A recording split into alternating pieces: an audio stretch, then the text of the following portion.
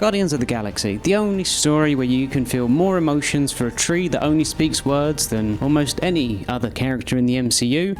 We are. But if we shift the perspective away from the chuckle nuts of the galaxy and instead focus on Mr. Rod Up His Arse Ronan, a guy who basically gets his ass handed to him by a band of dancing merry men and woman. So please let me just put you in his shoes for a minute. So imagine that you are Ronan. You are a Kree Lord, which basically means that you take everything super seriously, like deathly seriously. So deathly serious that your troops use necro beams or something. Thing is, right, you used to be a warlord in the 1,000-Year War. Like, you were the big dog, and like the Kree Empire used to look up to you as like a god or a hero or something. But then you tried a measly little bombing campaign on a desolate rock that was harboring some Skrull and got completely ousted by a singular asshole with glowing hands. Now, you don't like to talk about that anymore, like, at all. Not because it was shoehorned in a bit later into the overarching narrative, but for other reasons, like, you lost your position, and the Kree made the peace treaty with Xandar, which you really hated, by the way. 1,000 years of death, and they think they can fix that with a piece of paper. It's just not how it works. But this actually really does rub you up the wrong way, because, well, for you and the Kree, you know, by extension, you are the big bads of the universe. Like, you are the superior race to all other creatures in this world. Making peace treaties when you can literally destroy every planet you come across can only be described as a silly mistake. Imagine being so weak as to have to resort to diplomacy and compromise. And, you know, not just ruthlessly murdering entire populations. Which invariably ends up with you teaming up with this guy called Thanos. Not because you want to. Thanos, to you, is just a pawn. But he treats you like a pawn. What a disrespectful little asshole. But, you know, he can also destroy entire planets on a whim. Lord knows he's been decimating the half of a planet's population for years with seemingly no reason. Something population control. As if that actually works. Everyone knows the key to population control is just to destroy the entire population. Duh. But whatever, this means you have to work with the so-called daughters of Thanos. Ooh, now if you thought you had to rod up your ass at the blue one, sweet baby Jesus, she makes you look fun at parties. And the green one, well, she's kind of cute, but Lord knows she'll stab you if you try and do anything. Besides, with a father like Thanos, there's no doubt she will probably have a small amount of issues. Still unfortunate, because right now you are playing childminder to two people who really probably need some counselling. So naturally, after you hearkening your way in with a little bit of cheeky murder of a blue blood, oh god, you hate the blue bloods. He's a thief.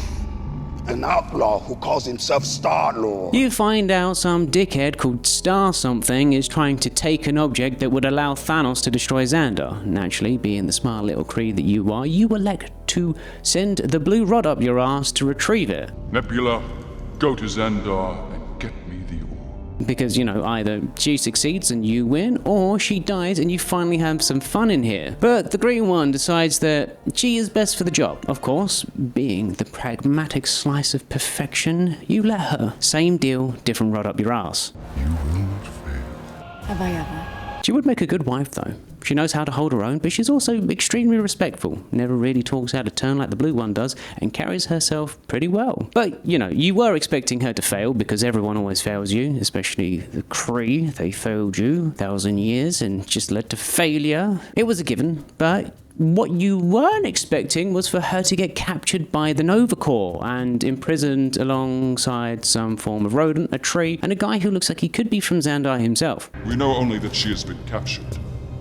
Gamora may yet recover the orb. But this leads you to have a voice chat with yet another rod firmly entrenched in the cavity that was once your anus, but now only serves as a rod repository. Our sources within the kiln say Gamora has her own plans for the orb. Apparently, Gamora turned coat and is siding with the tree and the rat. And Thanos he's a teensy bit upset, you know, but that's okay. With how many people are firmly riding your ass, you're a bit upset too. Thanos requires your presence.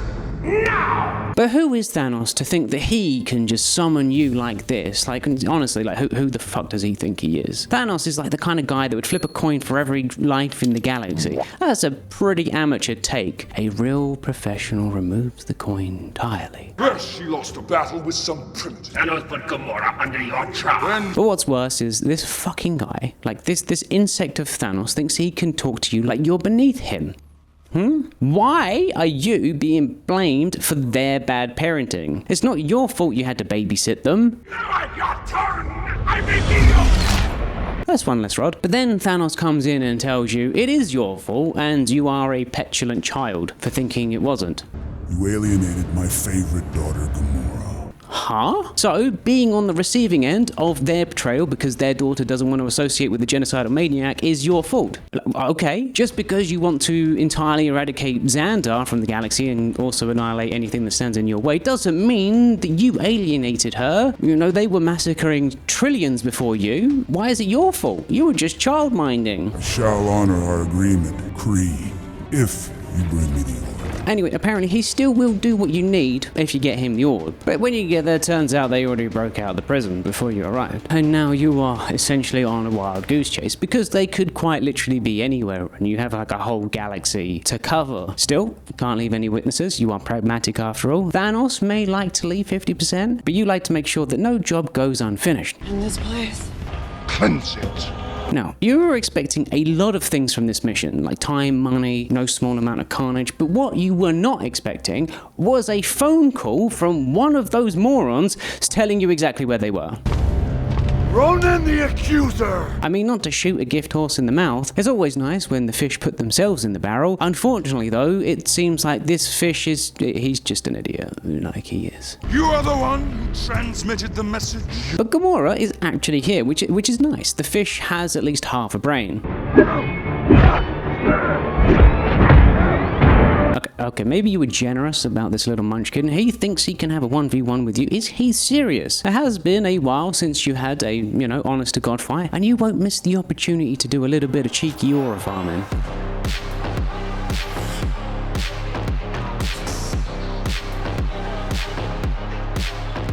Now, at any moment, could you just murder this poor fool and go capture Gamora? Yes, you could. But where would the fun in that be? No. You have to toss this guy into a vat of yellow liquid. But then turns up the blue rod up your ass. Ronan, it is done. But actually turns out she can do her job better than the supposed favorite daughter of Thanos. But it turns out this fucking orb is none other than the Power Stone. Thanos, in his supposed infinite wisdom, decided to omit that cheeky little detail from the mission log. He wanted you to do all of this dirty work for him for one of the most powerful objects that's ever been made. The guy is so lazy he can't even chase after a measly orb himself. Or is he afraid of something? Thanos is the most powerful being in the universe. Not anymore. No. The most powerful being wouldn't send other creatures to capture an item of such power. They would do it themselves. Either way, you are now in possession of the orb, the Power Stone. You have taken his place. And, well, you don't really need him because you can destroy Xandar yourself. Unfortunately, though, raw dogging the stone didn't exactly work out that well. But luckily, you do have a magical bullshit staff that can become a conduit for you. And, I mean, after all of the insults, all of the sly remarks, sending minions to scream at you while also having to babysit his genocidal daughters, you can finally let loose some of the pent-up frustration that you feel. Thanos, I'm coming for you. That felt good. What's even better is the blue one, the one that is currently riding you, also wants to turncoat. You kill him, I will help you destroy 1,000 planets. Apparently, she's just a sucker for power. Fair enough. If you just saw the entire galactic ecosystem be rearranged by one little stone, you'd probably want to change your position too. But it is time for you to enact your vengeance on Xandar and take up your position as the greatest being that the universe has ever produced. Non-celestial, of course. Fleet approaches. They appear to be Ravagers. Okay, and what's a few bandits and a planet of blue bloods gonna do to you? Oh, they're going to annoy you to death. Oh, how lovely. Anyway, something they bought. You're like, at this point, you don't care. You're so powerful. What are they gonna do? They're all in a little bit of a tizzy. It's okay. She can go get herself killed for all you care. Once you've reached the surface, you blow up the planet, you go home, have a pint at the Winchester, and wait for all of this to blow over. But how unexpected. The green rod, the tree, and the guy you thought you killed and some Xandarian look-alike are here to firmly also fix themselves in your bowels, no doubt. Oh, no, apparently they wanted to shoot you with a missile. You did it! What the fuck, amigo? Didn't really do that much. Kind of like a light tickle at this point, for someone of your power. But this guy, does he ever learn, honestly?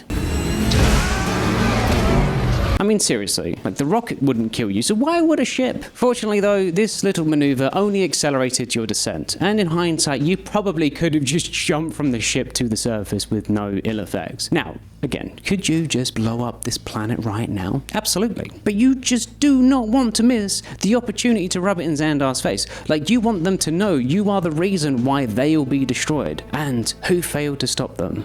Behold, your guardians of the galaxy! They're a bit like a Suicide Squad. Anyway, you are totally ready to blow these fuckers to Kingdom Come, and it's time for another cheeky aura farm.